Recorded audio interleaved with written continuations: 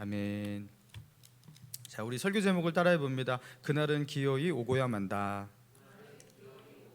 예, 그날은 기어이 오고야 만다. 예, 그날은 기어이 오고야 만다라는 제목으로 본문의 말씀 중심으로 하나님의 은혜 나누기 원합니다. 저는 강원도 화천에 있는 27사단 이기자 부대 그 7구연대 3대대 지휘통제실에서 작전과 작전병으로 근무를 했습니다. 군 생활을 했습니다. 이 작전병으로 이제 그 대대 행정병과 같은 건데요. 그 작전이 많은 이제 그 전방 부대이기 때문에 늘 밤샘 작업이 많았어요. 잠이 그렇게 부족했습니다. 그 잠을 자지 못하고 막 2시간, 3시간 자고 나서도 다음 날 일과를 똑같이 그렇게 수행해야 되는 거예요. 그 지옥 같은 나날이었어요.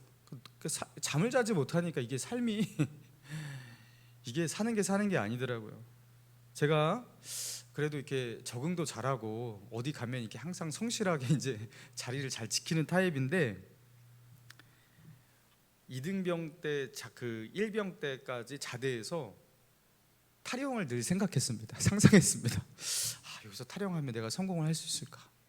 이 지옥에서 탈출하고 싶은 거예요. 너무 힘드니까 좀 휴가라도 보내주면 좋겠는데 일이 너무 많으니까 휴가도 안 보내줬어요. 일을 시켜야 되니까 휴가를 안 보내줘요.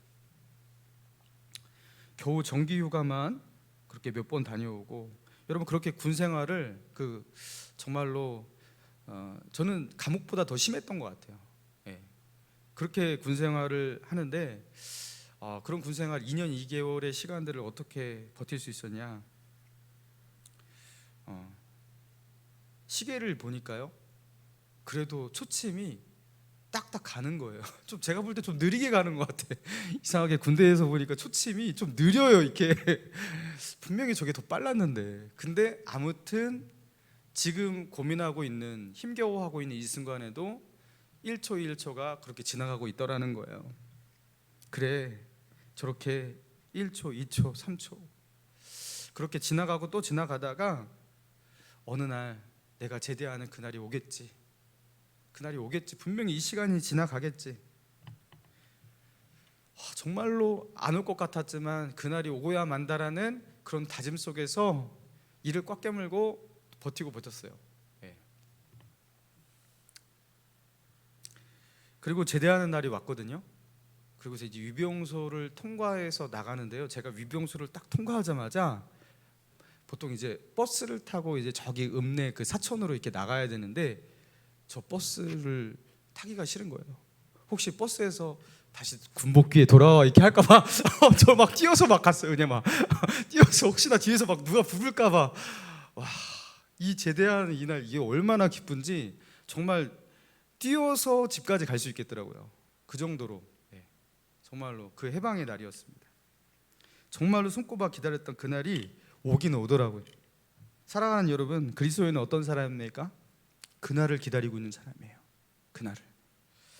여러분, 그날이 언제입니까? 예수님이 다시 오시는 그날이에요.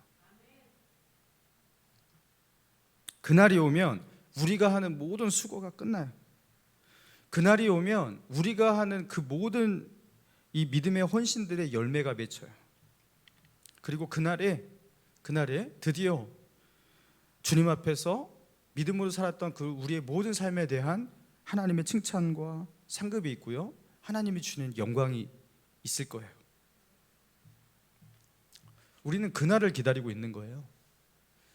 아까 그 찬양을 했잖아요, 그죠? 우린 고대하네 주님 다시 오실 그날, 영광의 보좌에 앉으신 그날. 그 가사를 찬양하는데 찬양하기가 너무 힘들었어요. 상상만 해도 목이 베어요.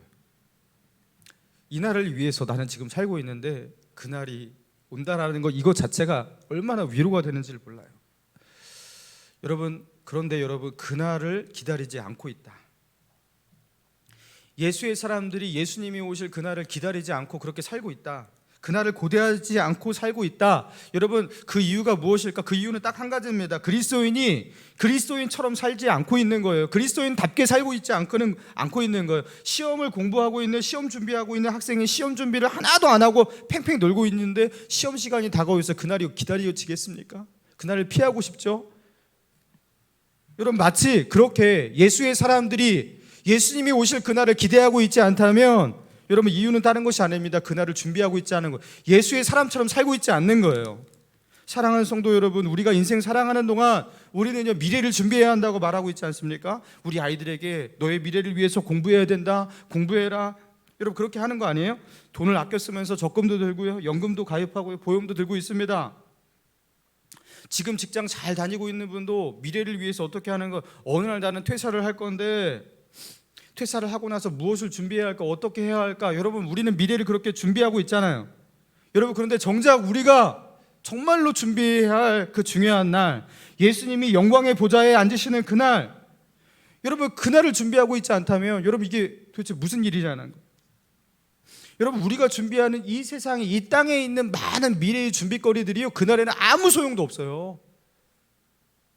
뭐 노후 준비 아무리 해봤자 그거 그날에 아무 도움도 안 됩니다. 여러분, 그래서 예수님이 오실 그날을 준비하고 있지 않다면요, 그 중요한 시간을 준비하고 있지 않다면요, 우리는요, 세상에 그렇게 어리석은 사람일 수가 없는 거예요. 여러분, 그날을 준비해야 돼요. 우리는 그날을 바라보면서 살아야 돼요. 여러분, 지금까지 여러분 이 헛된 시간들, 헛된 그 미래의 상상들을 하면서 살아가고 있는 분이 계시다면 오늘 정신 차리시고 여러분 다시 초점을 바로 맞추고 우리 인생을 설계하고 그렇게 그날을 준비하며 살아가는 저와 여러분 되길 바랍니다. 자, 그런 맥락에서 오늘 본문을 우리가 살펴보기 원하는데요, 지난 시간에 우리가 다뤘던 부자 청년 이야기 바로 뒤에 나오는 거예요. 그 부자 청년에게 예수님께서 말씀하셨잖아. 너는 너의 재산을 다 팔아 가난한 자들에게 주고 그러면 하늘의 보화가 있을 것인데 그리고 나서 와서 나를 따르라. 그러니까 이 부자 청년이 어떻게 합니까? 재물이 많은 거로 듣고 근심하며 가니라. 이 청년은 가진 재산이 많았어요. 그리고 그 재산을 가지고서 앞으로 누려야 될 것도 많고 하고 싶은 것도 많고 여러 가지 소망과 계획들이 많았습니다. 그래서 자기 삶 가운데 하고 싶은 것들이 많고 누리고 싶은 것들이 많은 부자라서, 욕망이 가득한 부자라서, 소원이 많은 부자라서 자기 것을 내려놓고 예수님을 따를 수가 없었어요. 물론 예수님을 따르고자 하는 마음이 아예 없던 건 아니에요. 영적인 소망이 아예 없던 건 아니에요. 그러나 자기의 삶에 있는 수많은 소망들, 그렇죠? 수많은 소망들에 치여서 예수님을 향한 그 갈망이, 그렇죠? 온전하게 커지지를 못했어요. 그래서 이 부자 청년은 예수님을 따르지 못합니다. 이런 부자 청년을 뒤로하고 예수님은 말씀하셔요. 부자가 천국에 들어가기가 얼마나 어렵냐면 낙타가 바늘기로 들어가는 것보다 어렵다. 제자들이 이 말을 듣고 너무나 놀랐어요. 그런즉 누가 천국에 들어간단 말입니까? 그 당시에 부자들은 하나님의 축복을 받아서, 하나님의 은총을 받아서 이 땅 가운데 저렇게 평안하게 부유하게 사는 것이라고 그렇게 유대인들은 생각했거든요. 그러니까 하나님의 축복을 받고 사랑을 받는, 은총을 받은 저 존재들조차도 천국에 들어가기가 어렵다면 우리 같은 평범한 사람들은 어떻게 천국에 들어갈 수 있겠냐라는 거예요. 과연 누가 천국에 들어간단 말입니까? 그런 맥락 속에서 베드로가 예수님께 묻는 거, 27절, 이에 베드로가 대답하여 가로되 보소서 우리가 모든 것을 버리고 주를 쫓았사오니 그런즉 우리가 무엇을 얻으리이까? 아까 그 부자 청년은 재물을 포기하지 못하고 주님을 따르지 않았지만 저희는 이 모든 것을 버리고 주님을 쫓았습니다. 그러면 우리는 무엇을 얻으리까? 이게요, 하나님 우리에게 뭘 주실 겁니까? 단지 이게 아니에요. 이 맥락이 무엇이냐면, 그러면 우리는 그 어려운 천국에 우리는 들어갈 수 있는 거 맞긴 하나요? 이런 맥락인 거예요. 저 하나님의 은총을 받은 저 사람들도 들어가지 못하는 천국인데 우리는 저 부자와 같지 않고 그래도 모든 것을 버리고 주님을 쫓잖아요. 그러면 천국에는 들어갈 수 있는 거 맞나요? 이렇게 확인하고 있는 거예요. 그때 예수님께서 또다시 충격적인 대답을 하십니다. 28절과 29절 같이 한번 읽어봅니다. 시작. 예수께서 가라사대 내가 진실로 너희에게 이르노니 세상이 새롭게 되어 인자가 자기 영광의 보좌에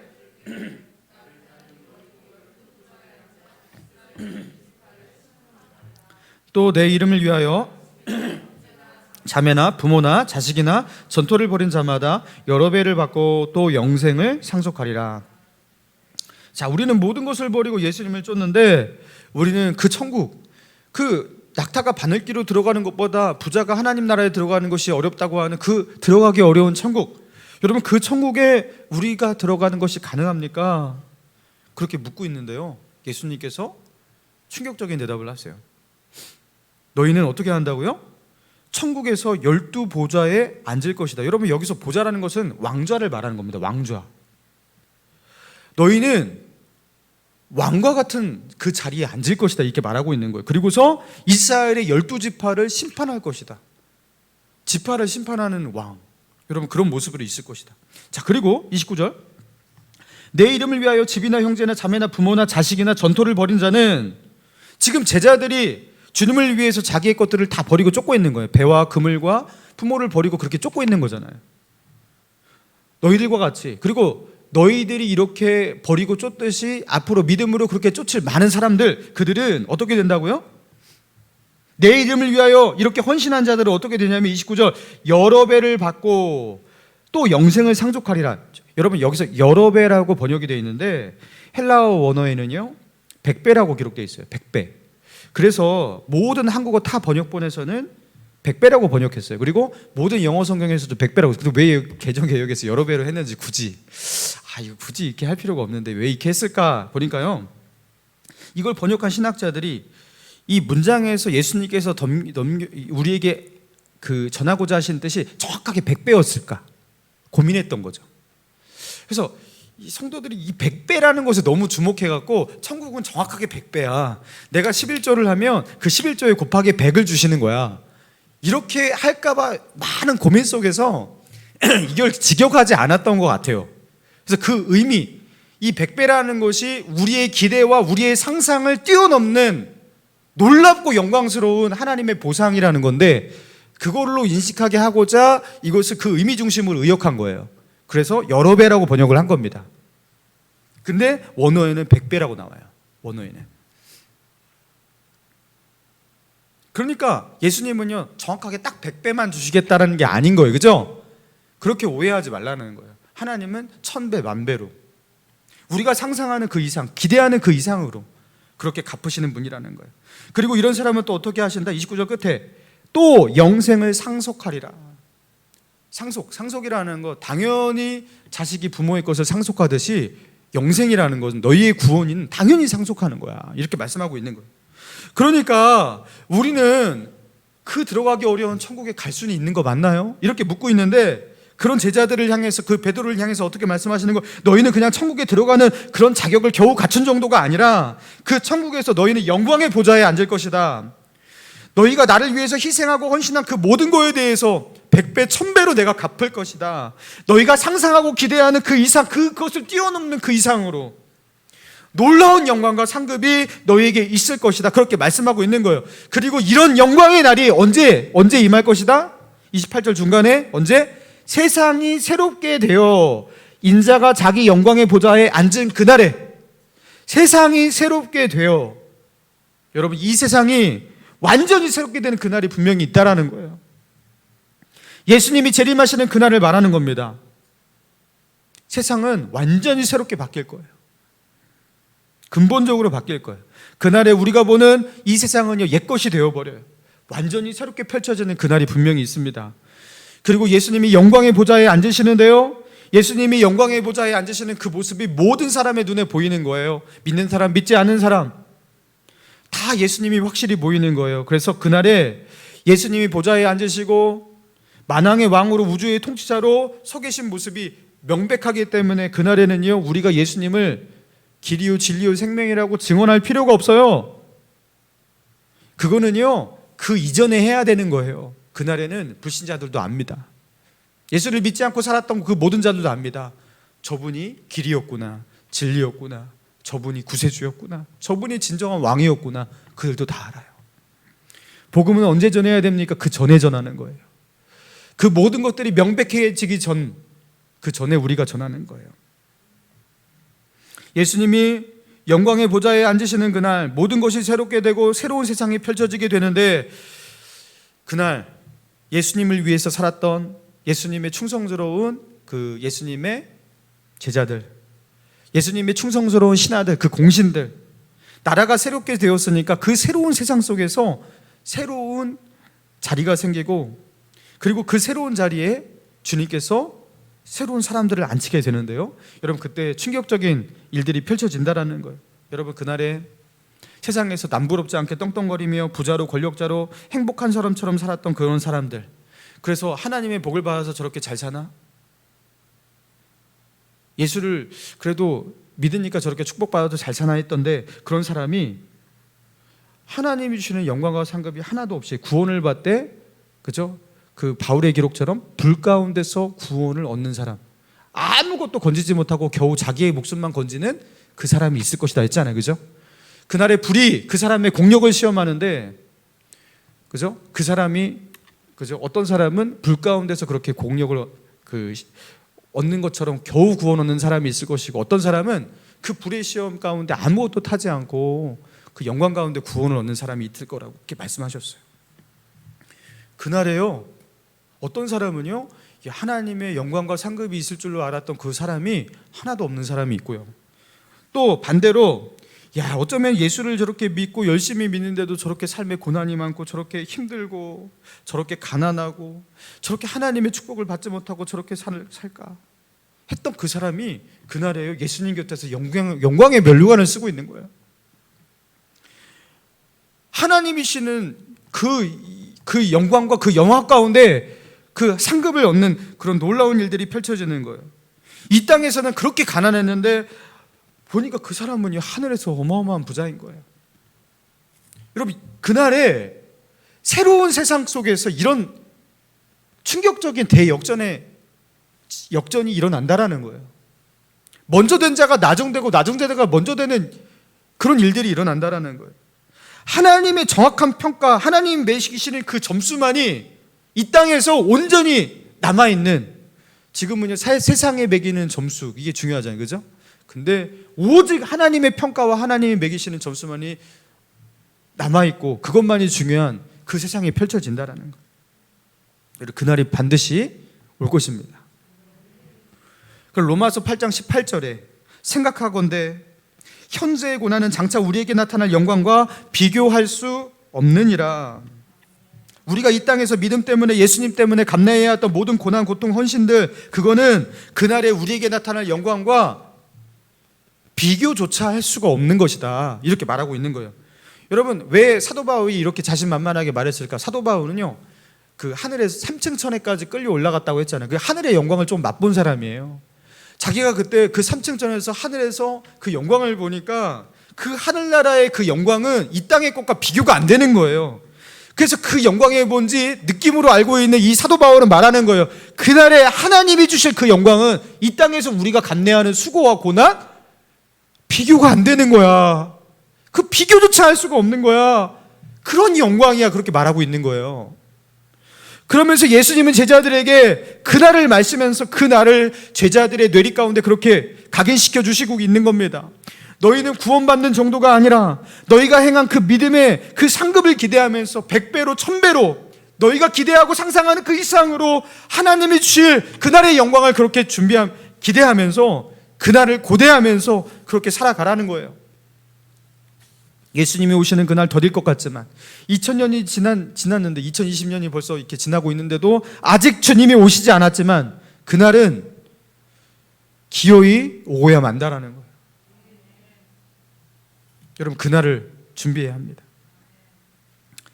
부산에 있는 구덕교회라고, 거기서 신실한 그 믿음의 장로님 이야기인데, 이 장로님이 어업에 종사하시는 분인데, 이 장로님이 어느 날 인도 선교지를 이제 방문을 했어요. 인도 선교지에 이제 뭐 단기 선교 같은 걸 간 거죠. 근데 현지의 신학대학에 채플실이 없어서 채플실이 필요하다는 그 말을 듣고서 이분이 성령의 감동을 받아서 어떻게 하셨냐면 그 자리에서 내가 이 채플실을 짓겠습니다, 이게 헌신을 한 거예요. 그리고 그 헌신 서약까지 썼어요. 그 채플실을 짓기 위해서 이제 7천만 원이, 이제 인도이니까 이제 7천만 원이 필요한데 자기가 그걸 다 감당하겠다고 그렇게 헌신을 한 거예요. 자, 그러고 나서 이제 이 서약서에 사인까지도 하고서 이제 그 다음 장소로 이제 선교지로 그렇게 이동을 하는데 한국에서 전화가 걸려옵니다. 자기 밑에서 일하는 이제 직원인데요, 전화가 걸려와요. 무슨 급한 전화인가 싶어갖고 전화를 받으셨습니다. 근데 그 직원이 하는 말이, 사장님, 세상에 어떻게 이런 일이 일어날 수가 있습니까? 그러는 거예요. 그 무슨 일인데? 아니, 고등어를 잡으려고 쳐놨던 그 그물에, 고등어잡이 이 배에 그 그물에 참치떼가 일렬 종대로 그 고등어 잡는 작은 구멍 안으로 일렬 종대로 들어왔다는 거예요. 여러분, 참치가 뭐 별건가 싶지만 참치 한 마리에 작은 것도 수십만 원, 큰 거는 수백만 원이라는 거 여러분 아시죠? 근데 그게 떼로 들어왔어요. 그래서 그 참치떼가 들어와갖고 그거를 팔아갖고 얼마를 벌었냐? 15억.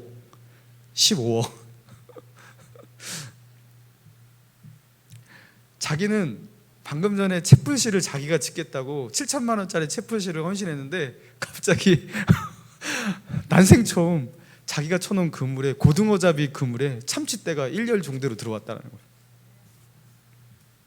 여러분, 우리에게도 이런 일이 일어난다면 얼마나 좋을까요? 그죠? 주님을 위해서 헌신할 때마다, 그죠? 참치가 한 마리씩 잡힌다든가. 여러분, 그러면 얼마나 신나서 우리가 헌신하고 믿음으로 살 수 있을까? 우리가 주님을 위해서 살아갈 때 이런 축복이 바로바로 임한다면 우리는 얼마나 신나서, 그죠? 뭐 흥에 겨워서 믿음 생활 할 수 있을 것 같은데, 그죠? 왜 하나님은 이런 식으로 우리를 축복하지 않으실까? 왜 이 장로님만 이렇게, 그죠? 왜 이런 일이 드물게 일어날까 싶습니다. 우리는요, 참치는커녕 고등어도 잘 안 들어와요. 그죠? 고등어도 잘 안 잡히는데 무슨 참치냐라는 거예요. 믿음으로 사는데, 헌신하는데 아무 일도 일어나지 않은 그런 이 상황을 어떻게 설명할 수 있을까? 여러분, 15억의 그 참치떼, 그래봤자 7천만 원 헌신했는데 15억이니까 딱 20배입니다. 20배 정도 됩니다. 여러분, 그런데 주님은요, 여러 배라고 말씀하셨어요. 성경 원어에는 100배라고 쓰여 있어요. 너희가 이 땅에서 행하는 그것에 내가 마음껏 곱해서 우리의 기대와 상상을 뛰어넘는 하늘의 갚으심이 있을 것이다. 그거는 이런 참치떼와 비교할 수가 없는 거예요. 20배, 30배 이게 아닌 거예요. 하나님은 그날에 우리가 행한 일에 대해서, 그 믿음에 대해서 갚으실 그날에 우리에게 그렇게 주시기 위해서 천국에서 쌓아놓고 있는 줄로 믿습니다. 여러분, 그러니까요, 참치 한 마리가 안 보여도요, 낙심하지 마시고 믿음으로 그날에 받을 상급을 그렇게 상상하면서, 여러분, 믿음이 강한 사람은요, 상상해요. 상상하니까 어떻게 되는 거예요? 그날이 아직 내게 다가오지 않았지만 그날에 있을 것을 실상으로 상상을 하는 거예요. 그러니까 그날을 준비하면서 오늘을 살아갈 수가 있는 거예요. 여러분, 그렇게 믿음의 상상을 하면서 준비하며 사시기 바랍니다. 그날은 기어이 오고야 말기 때문이에요. 여러분, 멈출 수 없는 하나님의 운동력이라는 이 책을 지으신 맥머너스 목사님인데, 이분이 이제 책에서 하신 말씀인데요, 하나님은 애굽의 노예로 살아가고 있는 이스라엘 백성, 그들의 탄식, 그들의 그 신음을 듣고서 그 압제자의 손에서 그들을 구해내십니다. 그래서 출애굽 사건이 일어나죠. 그래서 그들은 처음으로 태어나서부터 그들은 노예였어요. 근데 그 노예의 신분에서 벗어나서 자유를 만끽하는 그 자유의 공기를 마시면서 그 광야로 들어간 거예요. 그리고 그들 앞에는 뭐가 있어요? 가나안 땅이 있어요. 광야 40년을 그렇게 헤맸지만 사실 그 가나안 땅은, 그죠? 천천히 가도 한 2달 정도면 금방 갈 수 있는 거리예요. 조금만 있으면 그 가나안 땅이 온단 말이에요. 젖과 꿀이 흐르는 땅, 그 약속의 땅이 그들 앞에 기다리고 있었습니다. 그런데요, 그 가나안 땅으로 향하는 그 길이 이제 시작된 지 며칠 지나지 않았어요. 물이 떨어지기 시작했습니다. 목이 마릅니다. 그러니까 어떻게 합니까? 모세를 원망했다. 모세를 원망했다는 것은 무엇이냐면, 모세를 통해서 자기들을 출애굽시킨 하나님을 원망했다는 소리예요. 우리는 잘 살고 있었는데 왜 우리를 애굽에서 이렇게 끌고 나갔냐라는 거예요. 또 하나님께서 그들에게 먹을 것을 주셔서 이제 만나를 내리시는데, 그 만나를 매일같이 내리시는데 이 만나가 지겹다고. 그 애굽에서는 여러 가지 채소와 고기도 먹을 수 있었다고 하면서 또 모세를 원망합니다. 하나님을 원망하는 거예요. 이제 가나안 땅을 코앞에 두었어요. 12지파의 대표 한 명씩 뽑아갖고 정탐을 보냈거든요. 근데 그들이 정탐하고 나서 돌아온 보고를 받고 난 뒤에 또다시 모세를 원망합니다. 이렇게 힘든 전쟁을 우리가 저들을 어떻게 싸워서 이길 수 있냐고. 다시 돌아가자고. 애굽으로 돌아가자고. 차라리 애굽에서 노예로 살던 그 시절이 좋았다고. 그때 우리는 자유가 없었지만, 억압을 받고 있었지만 다시 그 생활이 차라리 나았다고. 왜냐하면 그 애굽에서는 떡을 공급받을 수 있었잖아요. 애굽에서는 그 애굽 사람들이 주는 물을 마실 수 있었고, 거기는 전쟁은 없었잖아요. 시키는 대로 그냥 하면 됐잖아요. 그러면서 이 맥머너스 목사님이 하시는 말씀이 무엇이냐면, 잘 들어보시기 바랍니다. 많은 경우에 우리는 성령의 인도를 받아 살아가는 변화보다는 하나님 없이 살아가는 안전을 택한다. 다시 읽어드릴게요. 많은 경우 우리는 성령의 인도를 받아 살아가는 변화보다는 하나님 없이 살아가는 안전을 택한다. 성령의 인도를 받고 살아갈 때 하나님은요, 우리가 믿고 의지해야 되는 것들을 없애버리고 그것을 제거해버리시기도 합니다. 그러니까 믿음으로 살라고 그러시는 거예요. 그래서 우리를 광야로 몰아넣으시기도 하는 거예요. 그때는 우리가 어떻게 해야 돼요? 변화를 감수해야 돼요. 모험을 감내해야 해요. 그런데 그 변화와 모험들 속에서 우리는요, 불안함을 느껴요. 불안정함을 느껴요. 그러면 우리는 어떻게 하냐? 많은 경우 어떻게 하냐? 저 이스라엘 사람들과 같이 차라리 다시 애굽의 노예 생활을 하는 게 낫다고. 그러면서 하나님 없는 안전을 택한다라는 거예요. 차라리 하나님 없이 안전하게 살고 싶어 이런다라는 거예요. 불안하게 이 광야에서 만나를 먹고서, 반석에서 나오는 물을 먹고서 살 바에야 다시 애굽으로 돌아가서 나에게 확실하게 떡과 물을 공급해 줄 수 있는 저 파라오 밑에서 종노릇하면서 노예로 살아가는 게 차라리 낫지. 그런다라는 거예요. 여러분, 우리가 이러고 있지 않냐라는 거죠. 사랑하는 성도 여러분, 아브라함이 미래의 모든 변수와 위험들, 이런 것들을 계산하고 생각에 넣고 계산했다면 과연 하나님께서 너는 너의 본토 친척 너의 집을 떠나, 이건 뭐냐면 아브라함이 가지고 있는 안정과 정착의 자리를 말하는 겁니다. 자기를 보호할 수 있는 자기의 부족들, 이것들을 떠나 내가 내게 지시하는 그 땅으로 가라.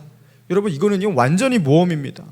그 당시 약육강식의 시대였어요. 그 당시에는 그냥 힘이 세면요 칼로 찌르고 창으로 죽이고 다 빼앗는 시대였단 말이에요. 근데 겁도 없이 그냥 아브라함 가족이 그냥 그 정착한 그곳에서 나오는 거예요. 여러분, 과연 아브라함이 계산을 했다면, 미래에 대한 많은 변수에 대해서 계산을 넣었다면 자기가 정착했던 그 하란을 버리고 그 모험을 할 수 있었을까? 여러분, 할 수 없었죠. 여러분, 믿음이란 무엇인가? 여러분, 우리는요 다시 생각해야 되는 거예요. 여러분, 믿음으로 산다고 하면서 옛 생활을 그리워하고 있지 않습니까? 세상 사람들이 살아가는 그 삶의 방식을 부러워하고 있지 않습니까? 세상 사람들이 누리고 있는 그 삶의 안정과 향락, 그것이 내가 취해야 할 것이라고 그렇게 생각하고 있지 않습니까? 차라리 하나님 없는 안전이 차라리 낫다고 그렇게 여기고 있지는 않습니까?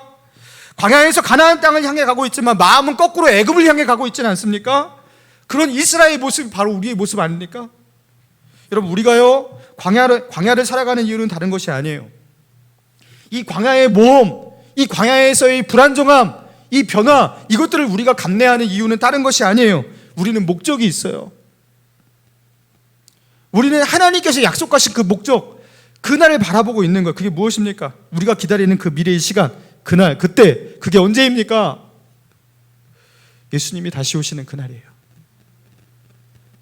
여러분, 우리는 그날을 바라보고 가는 거예요. 그래서 광야로 들어간 거예요. 그날에 우리는 후회하게 될 거예요. 내가 왜 그때 더 믿음으로 살지 않았을까?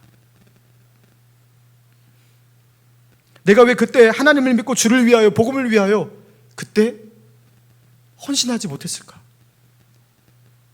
내가 왜 그때 그 돈에 얽매여서 그렇게 돈 하다가 나의 인생을 이렇게 다 허비해버렸을까? 내가 왜 그때 그 별것 아닌 그 문제, 그것 가지고 전전긍긍하다가 정말로 내가 힘써야 할 일에 내가 마음을 쓰지 못하고 이날을 준비하지 못했을까? 여러분, 우리는 분명히 그날 후회할 거예요. 여러분, 그날 우리가 그렇게 후회하지 않기 위해서, 그리고 그 후회가 막심한 후회가 되지 않기 위해서 오늘 우리는요 광야로 나아가는 거예요. 하나님께서 가라 하시는 곳으로 가는 거예요. 믿음으로 살기 위해서 이 땅에서 헌신을 감내하고 수고와 대가를 치르기로 하는 거예요. 여러분, 그날을 기대하고 있는 겁니다. 그날을. 여러분, 그날을 바라보고 있는 겁니다. 요새 복음 전도가 참 쉽지 않은 분위기입니다. 코로나가 끝난 뒤에 과연 전도가 될 수 있을까? 기독교에 대한 평판이 땅으로 너무 떨어져 버려서 이렇게 혐오하는 종교가 되어버린 이 시간 속에 과연 포스트 코로나 시대가 오면 우리는 어떻게, 교회는 어떻게 될 수 있을까? 목사로서 불안하기도 합니다. 여러분, 그런데 역사를 뒤돌아보면요 교회는 언제나 환란이었어요. 로마 시대 때 그리스도인들이 그 로마 도시에 불을 질러갖고 화재를 일으켰다. 저 예수 믿는 사람들이 우물물에 독약을 풀어갖고 많은 사람들을 죽게 했다. 여러분, 그렇게 소문이 퍼져갖고요 사람들이 그리스도인들을 잡아 죽였어요.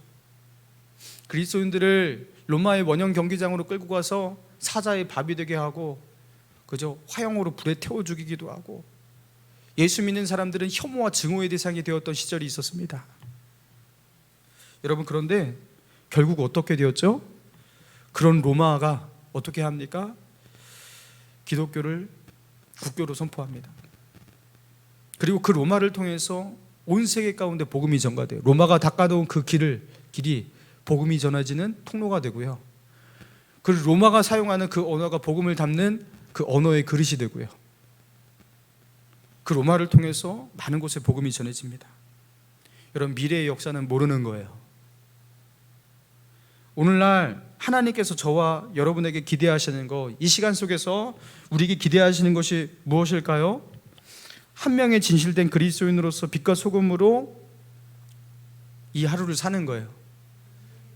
여러분, 우리는요 모험 속에 살고 있는 거예요. 앞에 무엇이 닥칠지 잘 알지 못해요. 계산해봤자 그 계산이 많은 경우 틀립니다. 오늘을 믿음으로 살면 되는 거예요. 내일을 위하여 적당히 염려하고 하나님께 맡기고 나아가는 거예요. 주님을 위해서, 주님의 나라를 위해서, 주님의 이름을 위해서 오늘 믿음으로 희생하고 지불해야 될 수고가 있다면 그것을 내일로 미루지 않는 거예요.